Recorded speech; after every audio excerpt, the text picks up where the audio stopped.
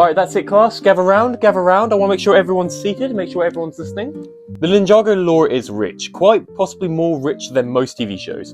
It has an in-depth, expansive history, from the creation of Ninjago itself all the way to the merger of all the realms. It's full of creative and colourful characters, like the mainstay ninja all the way to the most obscure characters, like the postman. And it's home to a wide array of objects and artifacts that the ninja have used over the past 15 years. From the golden weapons all the way to the Oni masks, or even something as recently as Aaron's grapple gun. That's only 3 of many objects that have shown up across Ninjago's expansive media.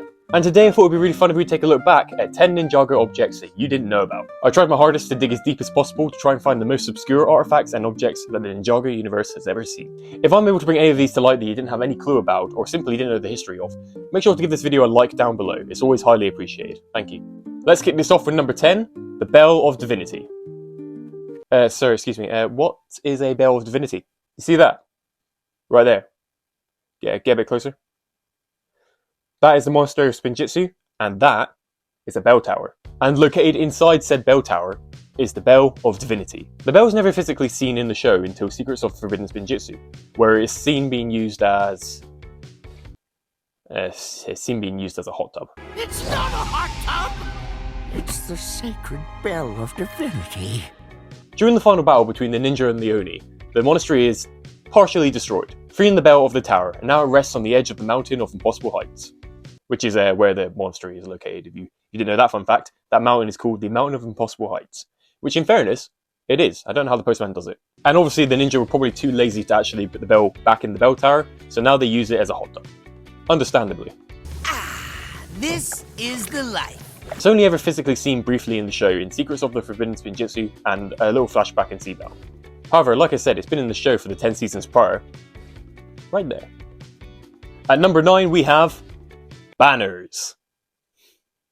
Hear me out. Okay, right, I know what you're thinking. You think I'm messing around. However, these banners, that being... Hold on, I'm just gonna... I am gonna read this because it's a lot. Adaptability, balance, teamwork, stealth, courage, etc, etc, etc. There's a lot of them. They came out in the wave of Ninjago Evo sets, which was between Crystallized and Ninjago Dragon's Rising, when the show was on a bit of a break. We can see in the beginning of Dragon's Rising that the ninja suits are the same ones which are included in those Ninjago Evo sets. Hello, Editing Jaden here in his pajamas. I was just about to go on and mention that the banners never actually show up in the show, but they do. As a matter of fact, the Evo mechs got their own shorts, and any vehicles which had the banners on them in Evo that show up in Crystallized also have the banners on them, so there you go. Let's have a look at the expansive lore these banners have. The adaptability banner is a banner. Brilliant. Coming in at number 8 is the Blade Cup. This will be a throwback for all those OG Ninjago fans. The Blade Cup is the golden trophy from season 1 of the show, which housed one of the Fang Blades. Allegedly created by Clutch Powers of all people, who found an artifact in the pyramid and decided to make a cup out of it for a dancing competition. Yeah, I'm not really sure why the lore was like that. The trophy was awarded to the winners of the Ninjago talent show, leading to these iconic clips. The triple tiger sachet. Oh wow. And of course iconic clips like Cole unlocking his true potential. After the ninja win the trophy in a dynamic battle between them and snakes, we never see what becomes of it in the show. Or do we? It turns out that trophy makes a couple background cameos in the seasons in the show going forward. It can be seen in Chen's collection of artifacts in the Tournament of Elements season. However, it has more of a presence in possession, where Cole sees it on sale in Ronan's pawn shop, which he is not too pleased about, understandably, since this is Dad's trophy. It makes a final appearance in Secrets of Forbidden Spinjitzu, surprisingly, and you'll never guess where. Inside the belly of that giant beetle thing. Yeah, that season was weird, man. How that trophy got from the possession of the ninja to a pawn shop to inside the belly of a giant sand beetle, I will never know. So yeah, quite a lot of history for what we presumed would just be a throwaway object in season 1. Coming in at number 7, we have Clearstone. Nah, I'm sorry, what am I looking at? That is Clearstone. Clearstone is known as, and I quote, the hardest substance known to humankind. And no, it's not the object inside the case, it's the case itself, hence Clearstone. Given its status as one of the hardest substances in Ninjago, and the fact that it's see-through, it's no wonder that it's used in the Museum of National History in Ninjago, to protect the displays of all Ninjago's most precious artifacts. However, while it's never referred to again outside of Day of the Departed, and a little mention in Secrets of Forbidden Spinjitzu, it is safe to presume that every single cabinet that has been seen in the museum in Ninjago is probably made out of clearstone. So there you go, a fun fact about the Ninjago History Museum that you can go tell your friends. Okay, number 6, you're going to have to bear with me again, it's much like the banners one, but we've got Dragon's Fire on a Stick. Oh, that picture looks so pathetic. I'm really sorry, but I had to include this on the list because, believe it or not, that has got some lore behind it. I'm just going to read the description off the Ninjago wiki because I honestly don't think I could do this object true justice. Just you guys listening, is the class listening up? Because here we go. Dragon's Fire on a Stick is a weapon used by Kai. It is a silver staff with flames emitting from one end, with a long handle making it easier for the user to... I'm sorry, it's so dumb. It's so dumb. With a long handle making it safer for users while retaining devastating power. What is this? It's not deemed uncanon. If anyone in the comments wants to dig deeper on the the Dragon's Fire on a Stick, let me know in the comments down below, because I am invested in this item, but I have no clue where it's from. Alright, let's move on to an object that is actually worth speaking about, such as number 5, the Golden Sarograph. Oh, this is gonna be hard for me to say. The Golden Sarograph. Oh, this is why you should always prepare before you make videos. You know that thing back in like primary school where you would you learn about ancient Egypt and there'd be so many names that you just couldn't pronounce. This is happening right now. Sarcophagus. If I'm not, I'm gonna go with sarcophagus. No, sarcophagus. I'm gonna go with that, and if it's wrong, we'll fix it in the edit. The Golden Sarograph. That doesn't sound right. The notes, I've literally got it in the script. My notes say have fun with that. This was actually an artifact that the ninja were accused of stealing in the episode Child's Play, which you all may know as the episode where the ninja turned into kids. We're kids! Or more notably, where Lloyd grew up.